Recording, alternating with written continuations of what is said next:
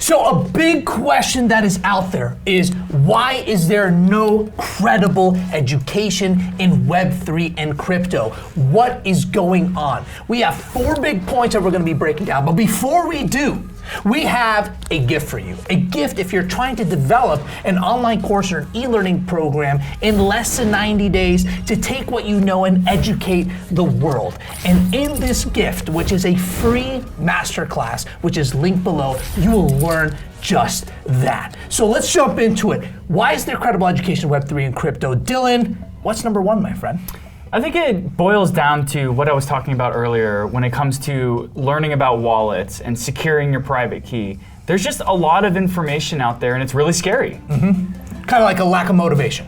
I would say that because you hear about Bitcoin, it goes up 10x from when I buy it. Cool, I want to learn about it. Then you go online and there is just so much information out there and it becomes analysis by paralysis. You just don't feel very motivated to learn because you don't know where to go. You don't know where to start. You're just overwhelmed, right? Where are the resources? Where do I learn about a credible wallet? Where do I learn about what blockchain to operate? What cryptocurrency should I buy? It becomes overwhelming very quickly, and everybody's claiming to be an expert. But the one thing I've learned in this space is anytime someone is saying, hey, listen to me, I'm an expert, it's usually because they want to sell you a token or they want you to buy their product, and it's not necessarily coming from a place of true educational kind of ethos. Exactly. So the drive actually dries up real quick because you don't know what credible resources are, and it's really hard to trust people in an industry where anonymity is something that is valued. You're on a pseudonymous network. It can be really hard to just trust people that you meet over the internet anyways, as it is. So when it comes to credibility, it's really hard to find the go-to source. Absolutely. I mean, and we've all kind of experienced this in one way or another. I mean, like, for example, when I was buying my first car, I had a lack of motivation to drive because there was so much out there. And that was a car, cryptocurrency, blockchains, wallets, non-fungible to all these things. Like, what is going on? And it can get very overwhelming and discouraging where you just completely unplug. So that's one big thing. The second big thing is maybe you just got wrecked, right? So Dylan, what does that even mean, right? Getting wrecked is a badge of honor in the crypto space. Unfortunately, as we've spoken about in earlier videos from this series, we are still in a very speculative part of this industry's nascency. It's only been around 14 years, Bitcoin that is, and there are just new ways in which these technologies are being used for value. And there's new, like DeFi, for example. When you're putting your cryptocurrency into a DeFi protocol, you're trusting that that protocol was audited. You're trusting that it was reviewed. You're trusting that it's safe and secure. But unfortunately, there are a lot of financial incentives out there for black hat hackers and malicious, nefarious individuals to hack these networks. So maybe you trusted the protocol and a hacker stole all the funds that were located on it. Maybe somebody pretended to be a friend or a family member and you accidentally sent them cryptocurrency like Bitcoin or Ethereum. Maybe you even just accidentally sent your cryptocurrency to the wrong address and now you'll never get it again. Maybe you got rugged, which is a project that promised you the stars and moons and then just disappeared with everybody's funding. There are a lot of ways in this very brand new industry to lose your digital assets, and this is why if this happens to you, you might be able to decry cryptocurrency as a scam or as something that's just a flash in the bucket, and it might just disincentivize you to continue being a part of these new beautiful decentralized networks that are starting to grow further and further into our mainstream society, even though we're not there right now. Absolutely, and I mean, goodness, I've been wrecked before. I mean, it's happened to the best of us, and that's why one thing, and this doesn't just go for crypto. This goes for many things in life. What mitigates your risk is education. If you educate yourself and you understand all these principles and how they work, and you even read stories and case studies of how people got wrecked, why projects got just meaning that the person that was developing it, if you will, just completely built it up and then ran away and took all the profits with them, right? When you start really understanding those things, that will mitigate your risk of getting wrecked, right? However, you just have to be careful, which leads to the third thing, which is, where do I even start? And when we talk about where do I start, what we're talking about here is that there isn't any credible education sources when it comes to Web3 and crypto, because where do you even begin? Where does the journey even begin,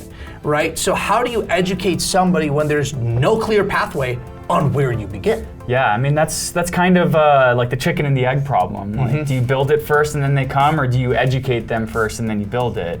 And this is an issue that I think can be mitigated by just people sharing more positive individuals out there who are trying to share information, and not necessarily on behalf of a project they represent, but on behalf of what decentralization is, what decentralized architecture is. So where do I start? Go to the people who are talking about the first principles. Go to the people who are addressing societal concerns and why blockchain networks can solve those issues. And really, I think we all know it. We all know what somebody who's earnest sounds like. If you go to a used car lot, you know that that car salesman doesn't care if you buy the best vehicle. They just want you to buy the vehicle that they're going to sell you. We can sense that, right? When we're being sold by someone. Do that for when you're learning about blockchain and cryptocurrency and Web3. Really evaluate who's telling you things and why. And if you can identify what their motivation is, then maybe that can help you find a starting point. So a perfect example would be Andreas Antonopoulos, who we spoke about earlier. He has a whole discography, or filmography for lack of better terms.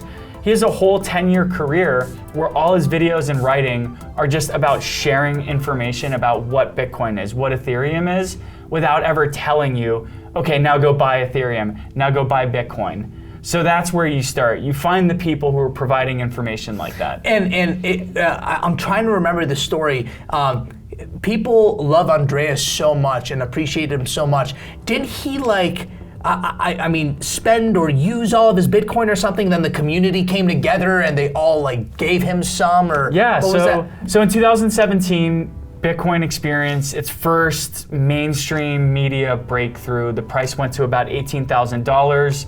And largely up until then, people just decried Bitcoin as a scam. But what Andreas was doing was going around the world and actually using Bitcoin to pay for things, to pay for flights, hotels, food, paying friends back if he borrowed money, things like this.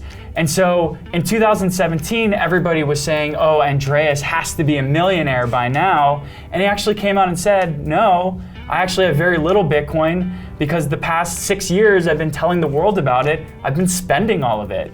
So he had none because he was using it as an actual currency, and the community came together. They thought that that wasn't right, and they ended up donating about $1 million worth of Bitcoin to him at that time in 2017, which is probably a little bit more now. Which is a great transition to number 4, which is, yes, beware of your sources, right? A source like Andreas is a wonderful source, but there are so many people out there, which is why there isn't credible education in this space yet. We're one of the firsts, let's go, right? But it's because everybody's coming out, oh, I'm an expert, I'm trying to create a YouTube channel around all the buzzwords and the jargon and the buzz coins that are exploding, because at the end of the day, a lot of these people, they're just trying to, like we talked about in an earlier video, pump their bag. They're trying to increase, what they have and maybe even dump it, right? Absolutely. So you have to beware of those sources. So Dylan, talk to us a little bit about this, and maybe what are some credible sources like the Andreas of the world that are out there? Well, the problem with these sources that you're going to start running into and people who are selling accreditations is they're mostly probably just doing this so they can create a new income stream. My brother-in-law is in the real estate industry, and he's starting to see a bunch of courses popping up around Bitcoin and real estate from certified professionals. And in reality, there just isn't an accredited group of individuals who are stating that there is a certification right now. They just don't exist. Yep.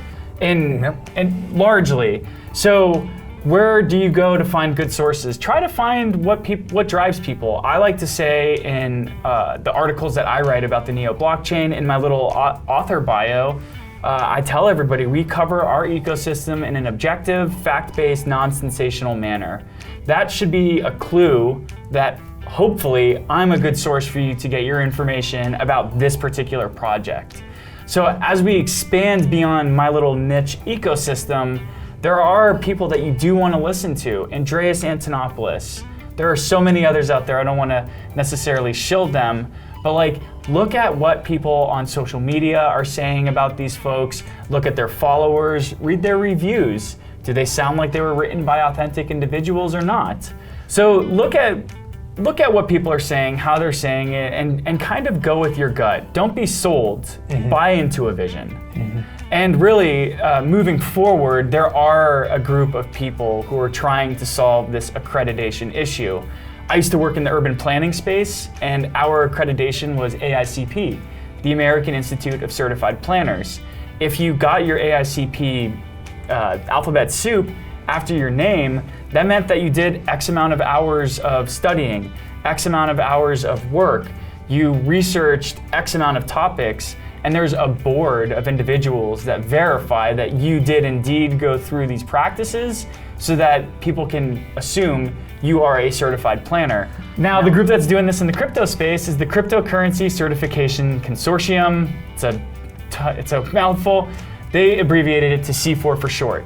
That's easier. Yes. So the C4 is a group of people who have been building in Ethereum and in Bitcoin and in the blockchain space since the early 2010s, and they wanted to get together and aggregate their knowledge and be able to say that if people take this test, then we believe that they understand these networks inherently. So they offer 3 different types of certifications, one for Bitcoin, one for Ethereum, and another for auditing, like a CPA type level.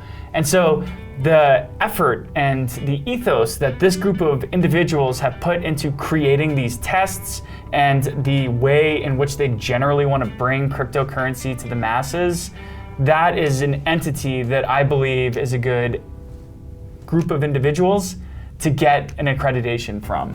And when we're talking about accreditation and when we're talking about education, many of you out there that are looking to develop an e-learning program and an online course, there are ways that you can get accreditation agencies to accredit what you are doing. But before you do that, you gotta build that e-learning program and online course. And if you're trying to do that in 90 days or less, we have a free gift for you, which is a free masterclass that we have linked below. So go check it out. We'll see you there. But first, we want to thank you for the likes and subscribes.